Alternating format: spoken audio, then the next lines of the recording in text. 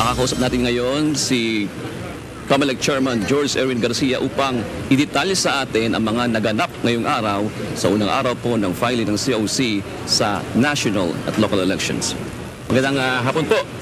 Magandang hapon, Sir June, at magandang hapon sa mga kasambahay, mga kababayan natin. Yan, ito na naman po tayo. First time niyo po sa inyong term na national level po ang inyong pangangasiwaan ngayong eleksyon.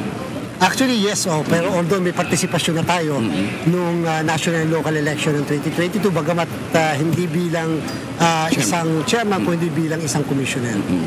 Sabi nyo kanina, maganda po yung unang araw natin sa walang untoward incident na nangyari. Tapos, merong mga inilabas nga po na TRO. Unahin na po natin yung TRO ng Korte Suprema kanina po na ipinaliwanag yung nga po sa katapos ng na-press con para po sa kabatiran ng ating mga manonood. Actually, Sir June, welcome sa amin yon sapagkat gusto rin namin, nakikiisa kami upang masettle natin yung issue na hanggang ngayon ay may agam-agam ang lahat. Ang tanong, kapag ka ba appointive official ka at ikaw ay isang naging nominado ng isang party list, organization o political party, ikaw ba ay deemed resigned doon sa iyong posisyon? Kasi sabi namin, para lang masubukan yung bagay na yan, sabi namin, hindi ka deemed resigned. Kung hindi deemed resigned ka lang sa February 11. Ngayon, sinasabi ng Korte Suprema na TRO, and therefore, pag nag-file ng nomination at nasama dito sa atin, sila ay deemed resigned effective upon the filing of the certificates of nomination. So, lumalabas, yan ang state of things sa kasalukuyan sa issue at sa bagay na yan. Pero may sinasabi kayo na parang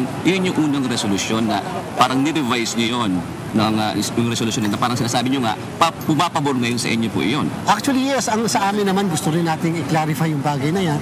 Lalong-lalo na, Sir June, sa darating na 2028 national and local election. Meron kasing desisyon din ng Korte Suprema na sinasabi na yung mga political parties ang tumatakbo ay hindi yung mga nominees, kung hindi yung mga sectoral organization o political parties. At ibig sabihin, yung mga nominees ay miyembro ng Kongreso pero hindi sila ang candidates. Kung hindi pala sila ang candidates, so bakit sila di mo resign? So yun ang naging initial na interpretasyon ng COMELEC na sinasabi nga ng Korte Suprema, teka muna, COMELEC, huwag niyo muna ipatupad dyan. In the meantime, they are deemed resigned upon the filing of the certificates of nomination. Kanina, kung meron mga nag-file po kanina na ganun ang sitwasyon, sila ay appointive official, ibig sabihin doon, ngayong araw na to, resign na sila sa kanilang mga pwesto. Babay na, goodbye na, wala na sila sa pwesto nila sa kasalukuyan. Ngayon po, sa mga party list group na sinasabi nyo kanina, meron na mga nadagdag. Meron din, una mo, may mga nadagdag. Pero meron din po ba kayong mga dinelist din naman o kinansila? Ayaw po, napakadami natin kinansila sapagkat kaya madami tayong kinansila dahil lumalabas mga hindi nakakuha ng 2% o hindi nagkaroon ng seat sa dalawang magkasunod na eleksyon. At dahil sabi ng batas mismo, pag hindi nakakuha ng isang seat sa dalawang magkasunod na eleksyon, automatically canceled ang kanyang accreditation. So napakadami dyan at halos kulang-kulang 200 ang nag-file ng petition sa atin upang magpa-accredit bilang bagong party list. And sa kulang-kulang 200 na yan, 42 lang ang aming na-accredit. So, pinakamababa pa yon sa ating kasaysayan. So, kabuuan, ang ilang party list group na lang po ang accredited ngayon ng 160. 160. Kasama yung mga natira nung huli doon sa 2022 elections na mga nanalo o yung mga iba naman ay may participation pa. So, 117 yon more or less, 118 plus 42. So, lumalabas 160 lahat. Kaya doon may nagtanong sa inyo kanina, may parang may apat na hindi nakasama. Hindi namin pinagbigyan, political party sila sapagkat political party sila, pwede mag-participate sa lahat ng posisyon, national position, pagkatapos ang ginawa nila sa halip na mag-file ng formal na petition, nag-file lang na manifestation na kami ay magpa-participate sa party list system. Sabi ng Korte Suprema, hindi ganon. Kinakailangan mag-file kayo ng formal na petition, kaya hindi namin sila pinagbigyan. Hindi na pwede humabol para tapos na po kasi ang period ng pagpa-file ng mga petition na yan. Hanggang December 29 lang ng 2023. So, may sinasabi kayo, parang minimal lang ang mga naging problema kanina. Katulad niya, yung mga ilang kopya na dapat dalhin ng isang kandidato dito kanina, ang mga hindi nyo pinayagan dahil kulang yung kopya. Nyo nga po ulit, pakipaalala sa atin po mga kakandidato na talagang, kumbaga, masusi ninyo itong ipinatutupad. Alam nyo, tayo naman, gusto lang natin maging tama yung pa-file nilang candidacy. And therefore, magmula sa labas pa lamang, meron kasi tayong kagad doon screening process. Nakita natin, 3 lang kasi yung kopya, dapat 5 paano pa yung kopya niya? Pagkatapos meron naman, wala siyang dala kahit isang certificate of candidacy, Sir June. So wala siyang dala kahit isang certificate of candidacy. Pagkatapos ang gusto niya, i-record nyo na lang. Sulat nyo na lang yung pangalan ko dyan na ako ay kandidato na. Hindi naman pwedeng gano'n. Kinakailangan na sa proper form kinakailangan i-accomplish, panotaryo, may documentary stamp. So, yan po ay paraan naman para pagdating dito sa atin sa receiving, dire-diretso na yung pagtanggap. Hindi yung dito pa tayo makikipagtalo. Pagdating sa receiving, bakit kulang yan? Bakit hindi nyo nilagay ito? Etc.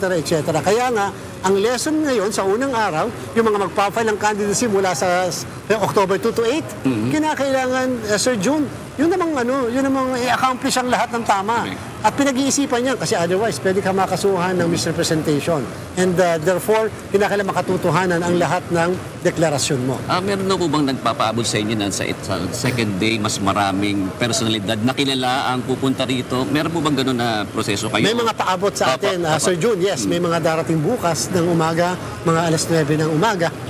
At mukhang mas madami sa October 3. Sa atin naman, whether kilalang personalidad o hindi kilala, pare-pares ang init ang aming pagtanggap. Sabi nga natin, everybody deserves the chance to be given that kind of welcome by the Commission on Election. Tama lang po yan. Kahit pa sinasabi ng iba, parang nuisance or whatever, walang nuisance hanggang ngayong araw na to.